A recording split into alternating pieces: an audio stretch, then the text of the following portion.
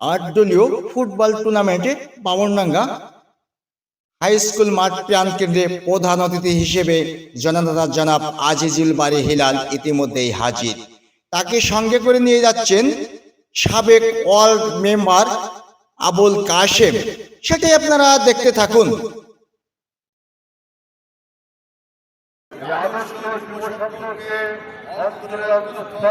অভিনন্দন এবং শুভেচ্ছা জানাচ্ছি, কারণ আমরা জানি আপনাদের ছেলেমেয়েগুলো, আমাদের সন্তানগুলো যদি ফুটবল মাঠে, খেলার মাঠে ভিতরে অন্তত খেলাধুলা করতে আসে, তাহলে আজকে আমাদের সমাজে এক অপূর্ব অসাধারণ বামনডাঙ্গা হাই স্কুল মাঠে চলছে ৮ দলীয় ফুটবল টুর্নামেন্ট।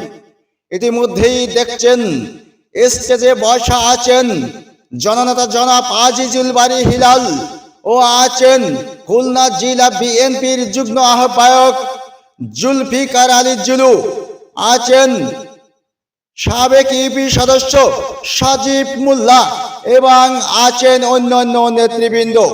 সেই বামনডাঙ্গা হাই স্কুল মাঠের ফুটবল খেলার দৃশ্যপট আপনাদের মাঝে তুলে ধরছি আমি কাজী তানভীর।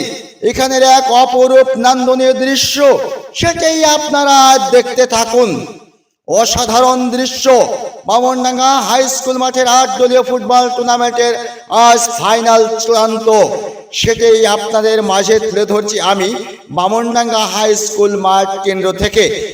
এবং সার্বিক সহযোগিতা করছেন আবুল কাশেম মেম্বার।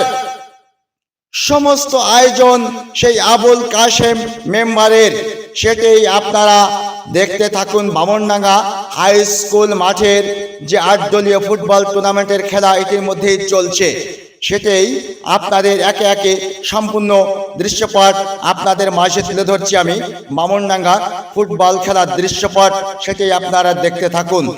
স্টেজে বসা আছেন জননেতা জনাব আজিজুল বারী হিলাল ভাই এবং আছে অন্যান্য বিএনপির বিভিন্ন নেতৃবৃন্দ, আছেন দুরুল মোল্লা এবং আছেন অনেক নেতৃবৃন্দ, সেটাই আপনাদের দেখানোর চেষ্টা করছি আমি। ইতিমধ্যেই দেখছেন সাজিব মোল্লা আছেন স্টেজে এবং আরো বিভিন্ন নেতৃবৃন্দ আছেন।